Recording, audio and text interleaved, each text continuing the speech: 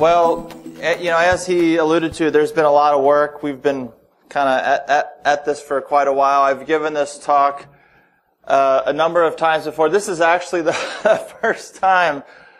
It's always some rendition of revising or updating the Tri-State Recs. You're on. And now it's I'm being so bold because we're getting so close to, say, the new ones. So I think there's a lot to be said about this, and in the next hour, I'm going to try to just talk for maybe the next 30 or 40 minutes and give you all any opportunity to weigh in with questions or whatnot. I started, as Harold just mentioned, in 2014, and we jumped right into this. So we essentially had 5 full field seasons of work that's gone into this. Okay, I've heard a lot, talked to a lot of growers, a lot of consultants, a lot of folks about what is right with the Tri-State Recs and what's wrong with the Tri-State Recs. So we'll just start there as kind of a point of placement. So everybody recognizes, of course, these were published in 1995, right?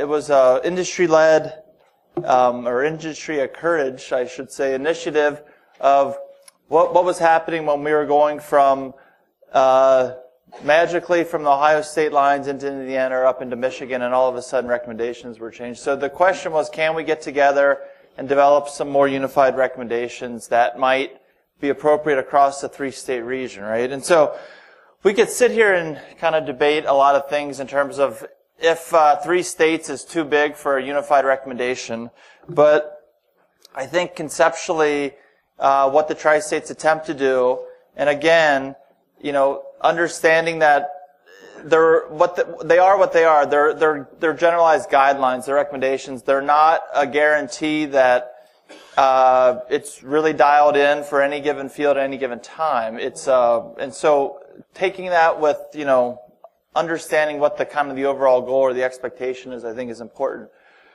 But the reality is that they were published in 95, that's 25 years ago, folks, and it's based on data that's even older than that. So, it's certainly time in terms of looking at, does fertility that worked 25 years ago, 30 years ago, still work today?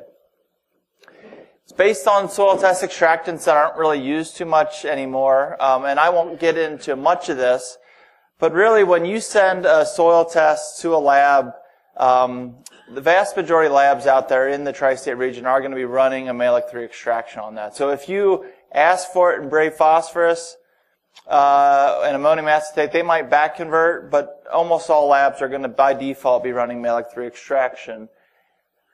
The recommendations were originally developed with Bray and Bray and ammonium acetate, so it required 2 extractions to get the soil test. With malic, you do 1 extraction and you get the soil test extractable nutrients. And so that industry, soil testing industry moved towards malic in some cases over 20 years ago, depending on the lab, but I'd say for the last 15, 20 years, pretty much all labs have been using malic. And so we're just trying to align our recommendations for what's really being used so we're not having to back convert.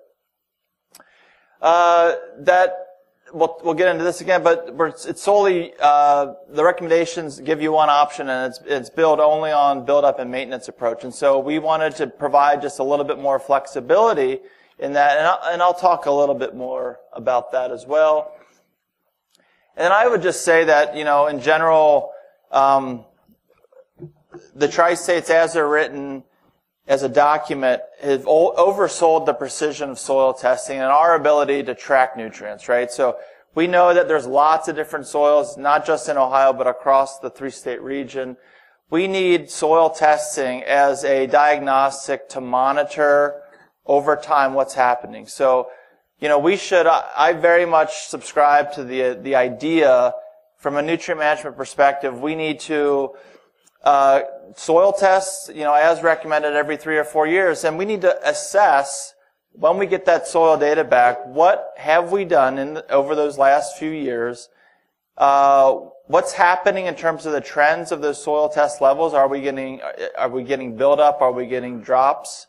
And then what are we going to do different? How are we going to adapt our management to meet or address this new information that we have with soil tests? So rather than us telling you, if you grow 50 bushel soybeans, this is exactly how much P2O5 you need to add, we can get you in a relative reasonable range to maintain that, but we need to also consider over a 3-state region that it's going to require some adapting on your part as an operator. Okay, so maybe maybe the era of the experts standing up here and telling you all how to farm is over, and certainly there's a lot of soils out there that respond very differently, and there's a whole myriad of management practices that influence the nutrition and the fertility of a given soil. All right. So instead of what's wrong, let's talk about what's new. And this is, we've got new trials, new data. We'll get into that. Malic 3 will become the default extractant. So there's nothing wrong with Bray phosphorus. There's nothing wrong with ammonium acetate, but we're using Malic 3 as the default. And we'll have options for both. Buildup will be encouraged, but optional. Okay, so we believe that the buildup approach is the right approach, but we recognize that there's a lot of ground out there that is in short-term leases and contracts, and maybe not everybody is interested in investing in that, making that investment in fertility. The drawdown piece of the build maintenance will go away, and we'll talk about that in a second. And again, we've just tried, as we've drafted this new document, and I'm not sure how many people in this room actually will read it. How many people want to read the new tri-state recommendations? When's the last time anyone's actually read? Well, I shouldn't say that. What's that?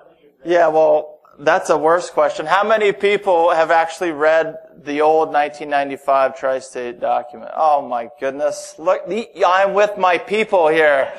It's probably the first time I've had that many hands. I used to ask that question all the time, and then I would get so sad and depressed that I would just stop asking it. So, okay.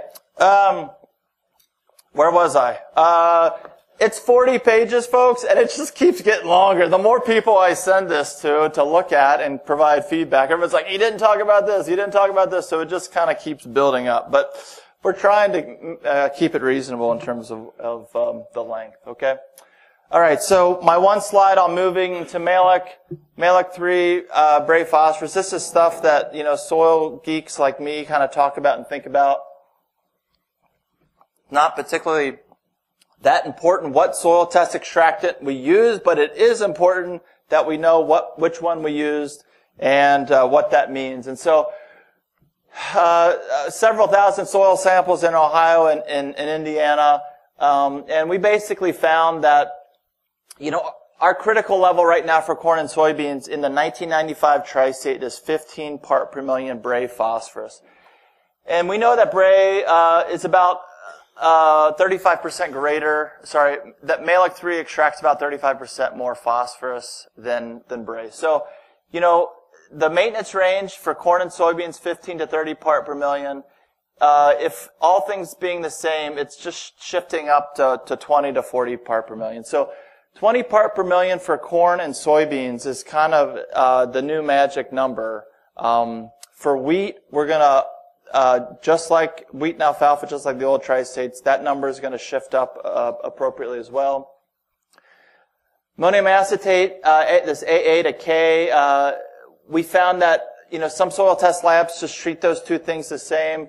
We found that it's about a 14% increase. So, maybe they're the same, maybe they're not. We're going to shift it up a little bit more. This isn't updated in terms of, we'll get a little bit more into potash because there's a lot to talk about potash. But essentially, we understand that our potassium recommendations currently are based on 4 potential bins. First it's classified by CEC, and then it's your critical level is dictated by that. So maybe if you've got a soil test of 100, now it's about 114, 115 part per million. Okay. Let's move on. So let's talk about the framework. This is important because I don't think people, when this came out, and it depends on which state you're coming from, and different states do it a little bit different, but the old framework for the tri-state recommendations is worth spending a little bit of time on, right? So in general, we've got a fertilizer rate by a soil test level, okay? And so we have this magic thing called the critical level. And the critical level is probably the most important feature that we have in a fertilizer recommendation, because that's just going to tell you when do you need to apply and when do you not need to apply.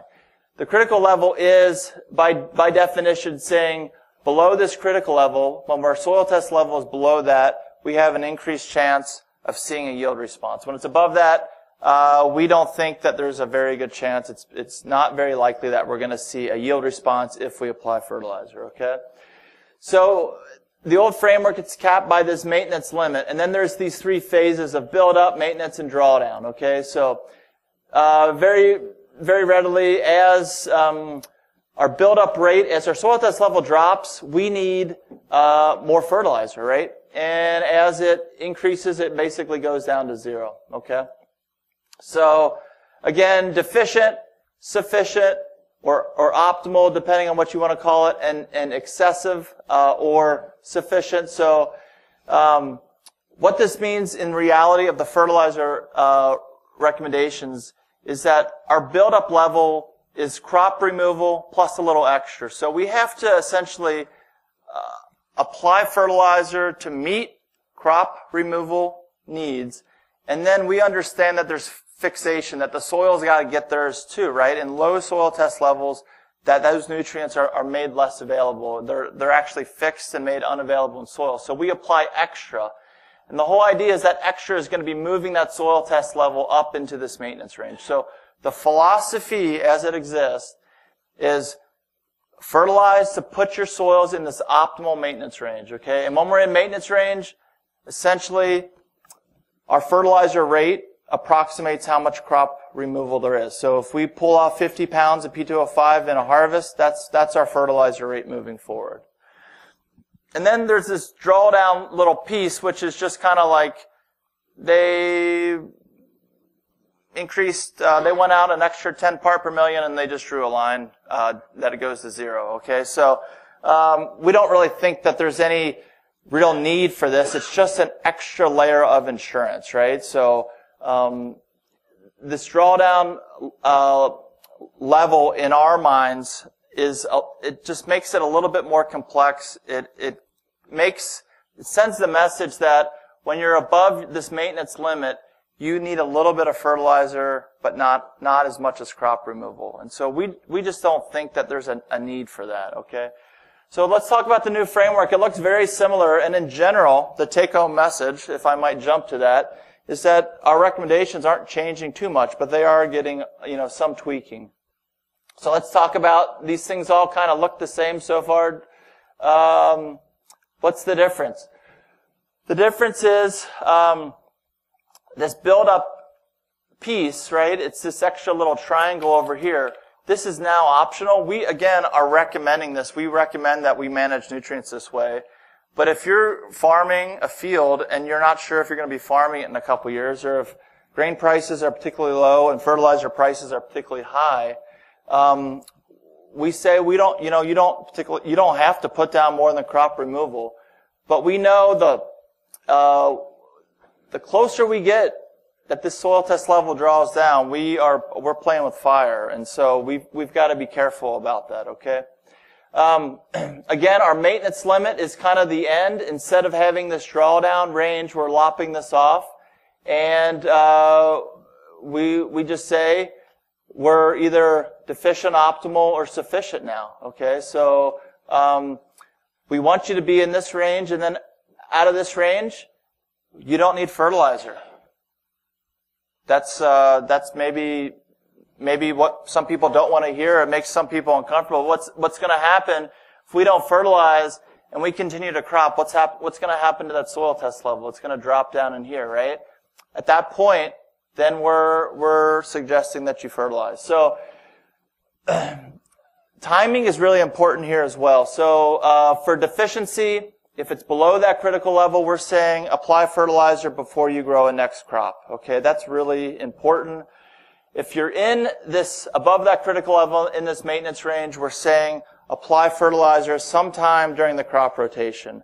We're not fertilizing for that crop per se. We're fertilizing to just maintain that soil test level where it is. Okay, so that's an important piece. And then again, above here, we're suggesting that there's no fertilizer needed. Save your money, come back in a few years, and then let's think about fertilizing. Okay.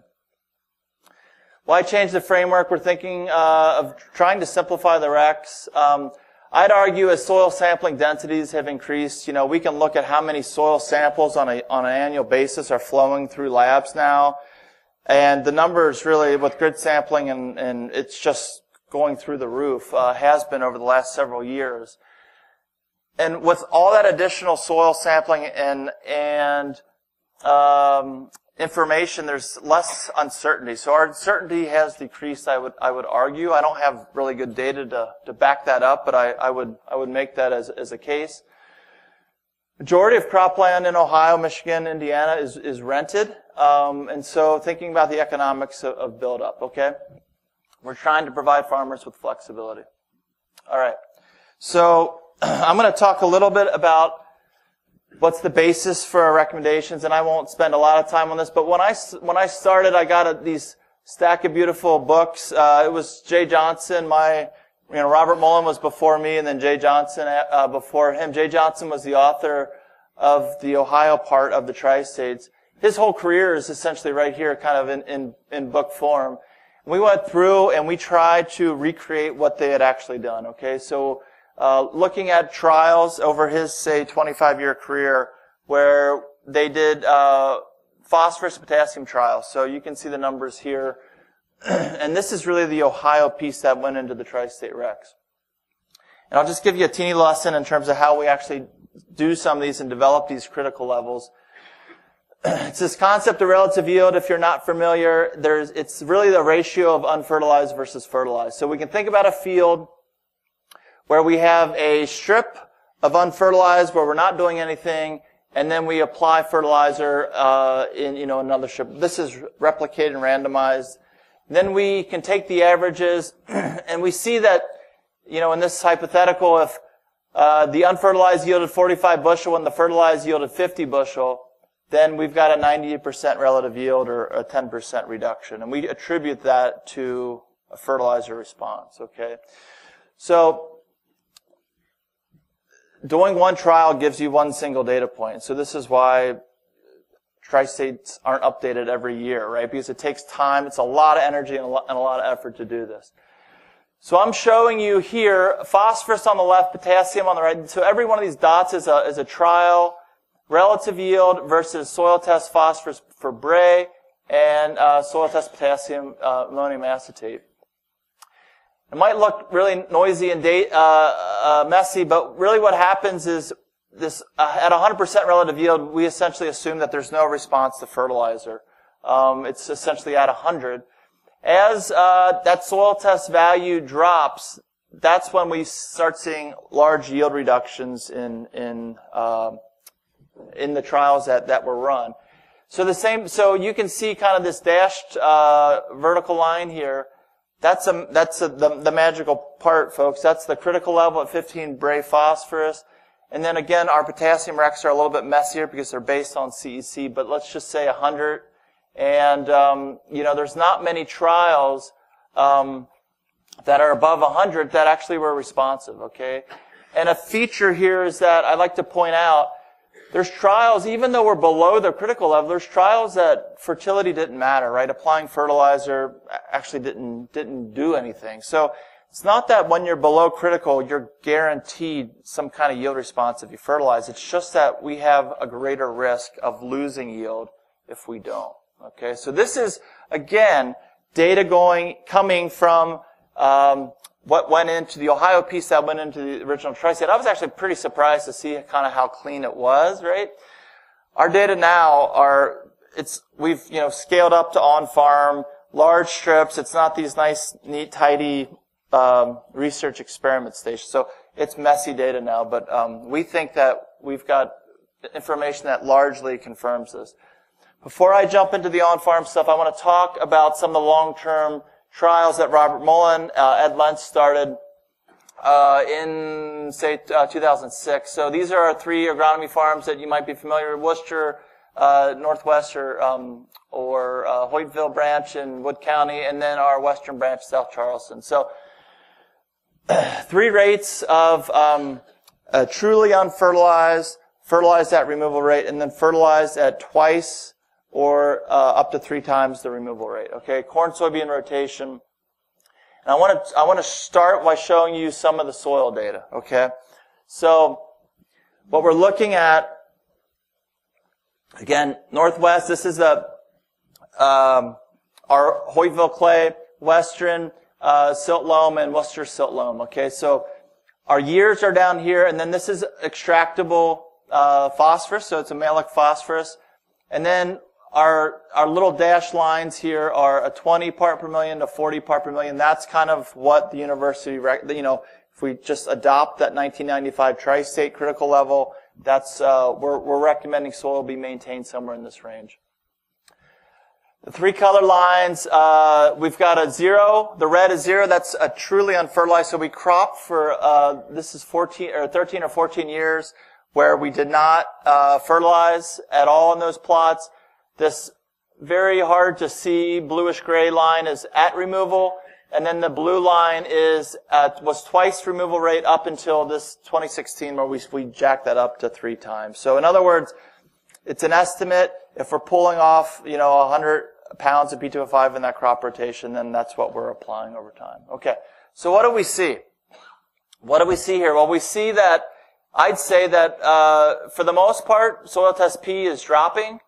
You can see it's not going to 0. We won't actually really reach 0 because soil continues to supply that over time. This is a malic extractable phosphorus. It's not total phosphorus, right? So it's just that what we assume to be plant available. We can see that there's treatment differences between if we're fertilizing, if we're not, and we're building when we're putting on 2 to 3 times the removal rates. Okay, so it's nice to have, these are data sets, of course, that take a long time to kind of develop, and it's just 3 different sites in the state, but it's nice to kind of have this and see, just to confirm that our application and removal makes sense in terms of the framework that we've laid out. Okay, but now let's talk about potassium. So potassium, the plot thickens, it gets a little bit more interesting. It's the exact same setup. This is our phosphorus, and again, this is our potassium. So what's different about this? We're seeing, some big drops here in the unfertilized, these red plots. And then we're seeing drops. If we look at this, I know it's probably hard to see in the back, but if we look at this gray 1X, that's at removal. So we're essentially applying potassium fertilizer at crop removal over these last 13 years. What's happening over time with all these plots? Is that soil test level being maintained over time? Absolutely not, right? Even, we could say, even with this 2 or 3X, some of these sites, it's pretty questionable.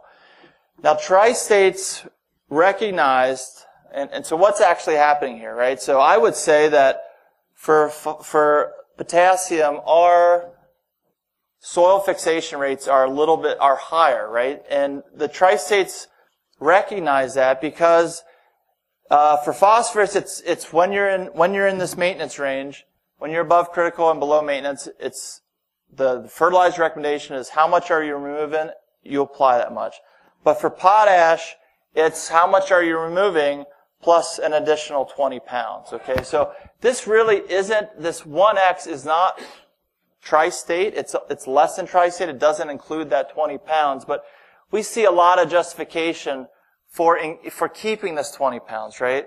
And is 20 pounds enough to do it? Well, in the case of this 2 or 3X, it looks like we're still not even maintaining. So, there's a lot, I don't have a great answer in terms of what this actually means, but I can say that there's a lot of growers, a lot of crop consultants that have kind of corroborated or, understand that it's increasingly, I'll just ask for a show of hands. I've done this before. How many people feel like it's more difficult to maintain potassium soil test levels than phosphorus? Hey, we've got consensus of some sort. So, it's a nice data set to kind of look at these trends over time, but we need to, again, adapt our management. And it's not everybody, knocking on my door saying, potassium levels are terrible, the tri-states are all wrong, but on certain soil types and in certain practices, it seems like maintaining soil test K is more difficult than it should be, than the recommendations actually require. And so we recognize that there is uncertainty here, right? And we're trying to work some flexibility into the recommendations, at least acknowledge that this is something that's out there. All right. Soil test trends, right? Are we fertilizing? I mean, here's let me philosophize with you a little bit. Are we fertilizing soil to maintain soil test levels, or are we fertilizing soil to feed crops? To feed crops, right? At the end of the day, of course, we're trying to feed crops, but we're using that soil test as a diagnostic of how much fertility or how much crop nutrition does that plant have access to. So I'm going to skip over this. It's not that exciting. Let's talk about yields, right? Okay, so this is crop yields. Our 3 sites for phosphorus, Northwest, Western, and Worcester. Corn on top, soybean on bottom, and again, it's our same 3 fertilizer treatments. Is fertility driving phosphorus fertilization? Is that what's driving yield differences across these long-term trials? Not so much, right? We can see some instances where maybe this unfertilized is starting to trend a little bit lower, but over time, we're just not seeing effects of fertility, right? And if we go back and look at our soil tests, we can see that for the most part, we're at, say, 60, 50, 40 part per million male. Like, these aren't really elevated values. These are values that we would typically recommend and find in farmers' fields. So it's a nice story right here just to show that soil has the ability, when it's in that recommended maintenance range, right, when we follow tri-states, to supply fertility to crops over many, many years. And so is this enough to get it done? Well, that's another question. Let's talk about, this is phosphorus right now. Let's just show you the potassium. Potassium looks very similar. So that's phosphorus and that's potassium. It looks almost like the same data. I can assure you it's not. And what's the trend with potassium fertilization and yields? We're looking at the same graphs. Corn on top, soybeans on bottom. I'd say at Western site, this is the South Charleston site in Clark County, with soybeans in particular, a little bit with corn. This is really the only location that we're seeing consistent decreases with not fertilizing with potassium. Okay, so again, just recognizing that we're starting at different levels where that soil test is, but also that different soils have different rates of fixation and availability. And so we've got some suspicion, I suppose, that these Kokomo silt loams in Western have higher rates of K fixation. Okay, this is just looking at the raw data. If we look at yields, and we can see the statistics, so we can apply statistics to it. A statistically significant increase or decrease. So fertilizing can increase your yield, and it can also decrease your yield, right? Here we see increases. For example, corn, we had 108 comparisons or observations when we applied a fertilized to a non-fertilized. 22 times out of that 108, we saw increases, and 3 times out of decreases. When we can take this table and we can split it apart based on when that soil test level was either above the critical level or below the critical level. And we, again, that critical level is when we're expecting greater chances of yield hit or not. And there's nothing magical about, it's not like 20 part per million is some magic number. We recognize that there's flexibility within that.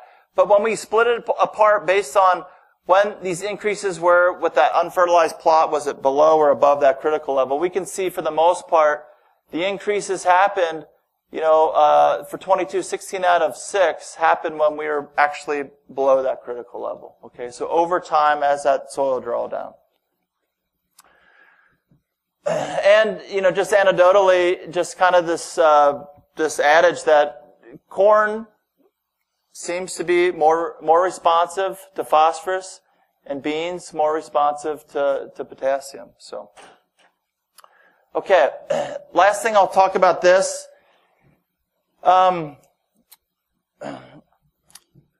One of the things that we haven't done a very good job with right now, and thinking, the Tri-States is a document that's all about agronomics, like what do we need to grow a good crop, but we haven't even really layered on this economic component, which is really important. What I've done here is take these same trials, again, our sites, this is phosphorus, this is potassium, and all I did over those 13 years is I added up all the bushels. So take our unfertilized plots, and how many bushels of corn did those unfertilized plots produce over 13 years? Take the 1x, how many bushels of corn, et cetera, and then I took the fertilized minus our unfertilized. So this is total bushel difference based on 1x or 2x. And we can look at the phosphorus trials for corn and beans and the potassium trials for corn and beans. Okay, so what does this actually mean?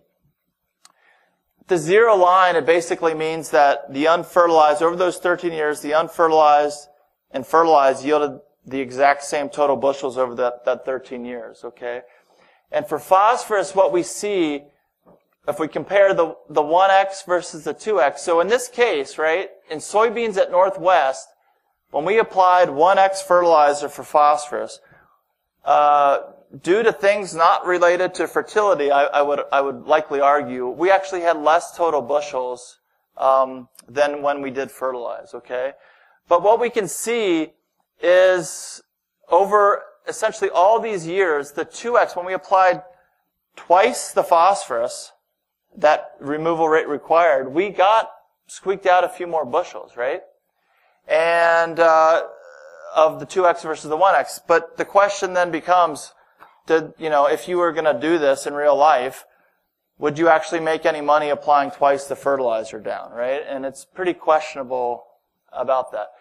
Potassium, again, it's our little kind of interesting red-headed stepchild where it's essentially at all sites, right? I just showed you yield soil test data and told you that applying at twice the removal rate might not even be enough to maintain your soil test level.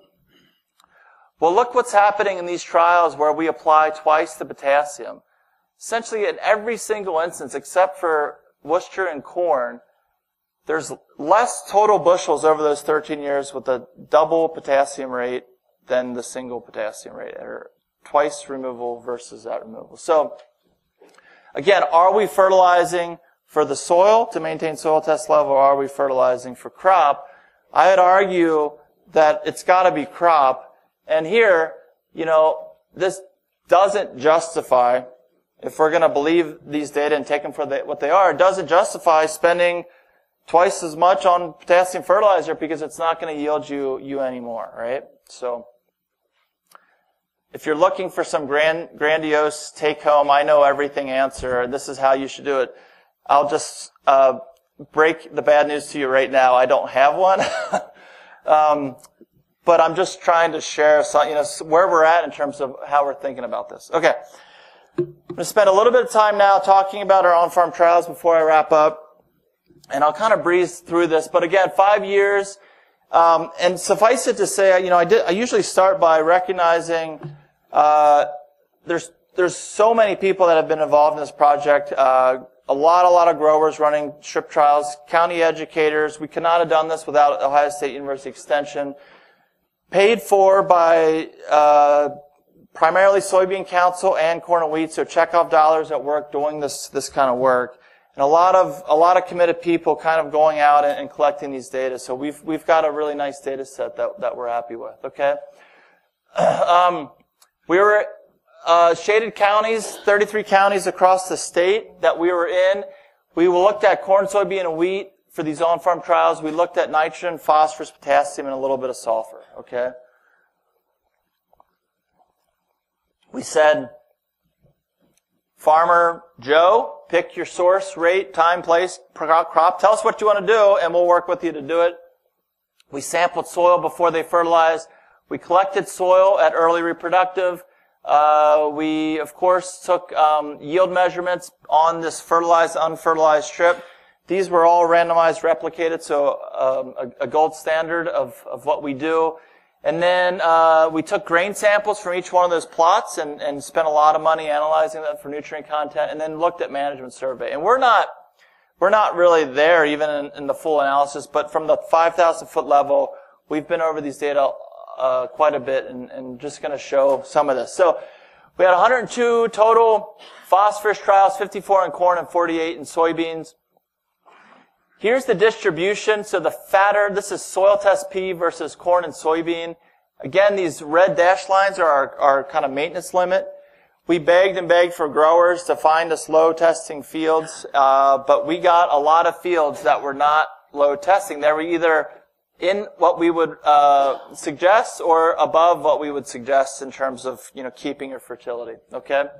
We had good yields overall. These were productive, fields and good growers with, doing a very good job managing their fields. So each one of these trials has its own story, right? It's got its own story. We don't have time to kind of dig into that, but just want to show you a little bit. 54 corn trials, fertilizing with phosphorus. Again, different forms. Some went through the planter. Most of this was spring-applied broadcasts. The majority of our treatments were spring-applied broadcasts with granular P2O5 or K2O. Okay. When we fertilized out of these 54 trials, on average, we got about a 4 bushel, 3.56 bushel increase, but it ranged from minus 20 to plus 22 bushels. For soybeans, 48 trials, when we fertilized, we got an average across all trials of 1.3. Okay? Potassium recommendations, we had 81 on-farm trials for potash. Again, here's our soil test levels. So we had some more lower testing fields here, which was good, and we had some more larger differences in yields. Okay? So again, 5,000 foot level, looking at just the distribution. 33 corn trials, when we fertilize on average across all those 33 trials, we got about a 4 bushel increase in corn. And then here's the, well, shucks. Soybean 48 trials, when we fertilize, we actually got a minus 0.6 bushel decrease when we fertilize with potash and soybeans. So, of course, we can see the range here. The range is much greater, right? For corn, we had low testing soils. So some of those went from minus 44 bushels all the way up to about a 60 bushel increase. And then minus 7 to 6.7. So messy data, big, large strips, a lot of things we're not controlling for, and we're assuming that fertility either is or is not limiting here, okay? And I'm going to cut to the chase in the interest of time and just show you. We do these analysis that I just showed you before, where we're trying to identify critical level. And here's a way that we can do it. We can split it based on on-station versus on-farm, and we can combine the two together, et cetera, et cetera. Just showing you the highlighted critical levels for soil test phosphorus that were identified throughout all of our trials when we put them together, okay? So here for corn only, 22, for soybean 12, for on-farm corn 26, for soybean 18, and then for wheat 32. Okay, so if we look at the corn and soybean, is there any convergence about what that quote-unquote magical critical level is? Does 20 part per million seem like it might be a reasonable number to kind of split the difference and say that's where we think below that you might be running into trouble, and above that you're probably all right? For potassium, we had a much larger range, and this was particularly ugly. If you look at the raw data, I've saved you the anguish of looking at that and squinting your eyes. But somewhere around maybe 100, maybe 120 in terms of what that critical level is. So again, we did not have many sites that were quote-unquote deficient below that critical level. So this data set isn't particularly great at narrowing in and finding out exactly where you should or shouldn't apply or where that critical level may or may not be. But I think what we do have is a lot of good information to show that if you're in the ballpark here, folks, you're not, don't expect magic to happen if you fertilize, because it's probably not going to happen, right? So we need to fertilize to maintain soil test levels. We don't need to fertilize for that given crop in that given year. I'll wrap up with nutrient removal rates. This is something we do have a lot of good information. We can take what our yield is and then how many pounds per bushel of NPK, et cetera, that we are pulling off any given field. You can see there's variability. These are all from our on-farm trials. You can see there's quite a bit of variability in nutrient concentration in grain. But on average, we're just going to use, on average, we're going to use an average, and that's, that's what we've done with this blue line here. Big, ugly table if you want to look at it in terms of what the total nutrients removed at harvest but here's what I want to point out. Tri-states in the 1995 version versus the new data over the last 5 years that we've collected. Okay, this has big implications for what our fertilizer rates actually get tweaked to when we end up tweaking them. And so we can look at, for corn P2O5, 0.37 pounds of P2O5 per bushel of corn. And then what's our new data on average? About 0.35. So that's about a 5% reduction. And you can look through the list. This is the percent decrease. What we've really have seen over time is, particularly for potash in grain, K2O, 0.27 to 0.2, that's a 26% reduction. For soybeans, 0.4 to 0.14, that's 19%. And then wheat, 0.37 to 0.24, that's a 35% reduction. So what's happening here? Well, I'd say that crops are doing more with less. They're becoming more efficient, and that grain is essentially probably more of other things. More carbohydrate, more starch, maybe a little bit more fat, but it's not our phosphorus and potassium fertilizers, okay? So, again, this is something to pay attention to. And, again, this is like why potassium is quickly becoming like my, love it or hate it, but there's a lot of mixed messages that I'm showing you here. We have a lack of ability to maintain soil test levels, right? But when we do fertilize, at least the one and done, like we did with on-farm trials, we just did a one-time fertilization, see if we get a yield response. We're not typically seeing that when it's above critical level. And then here, it's showing you that our removal rates are actually dropping on a per bushel per bushel basis, okay? We need to take a step back and recognize this is not total plant requirement. This is just what's getting harvested and exported out of that field. It's not what the plant needs for growth and development, but it's just, if we're applying what we're replacing, then this is useful information to have. All right, so I'm going to wrap up here. Soil test trends. STP kind of behaved like it should have, and STK didn't. Grain yields were inconsistent, suggesting that this is from our long-term trials. When you're in that build-up and maintenance range, the soil's got capacity to supply P and K for a number of years, right? Critical levels were somewhere around 20 part per million, maybe 120 for potassium, and then our grain removal is typically decreased, in particular with potash. Okay, so let's talk about major recap of changes. Okay, so this is kind of like the data behind. We're going to have I'm hopeful in the next 2 months we're going to have this out. spent most of the fall and the winter going over this draft, collecting feedback. There's been a lot of people that have weighed in on this document and just kind of the overall changes, the tweaks or changes we've suggested. I believe it's in very good shape right now. It still needs some work. We have to continue to do some of this work, particularly with potash.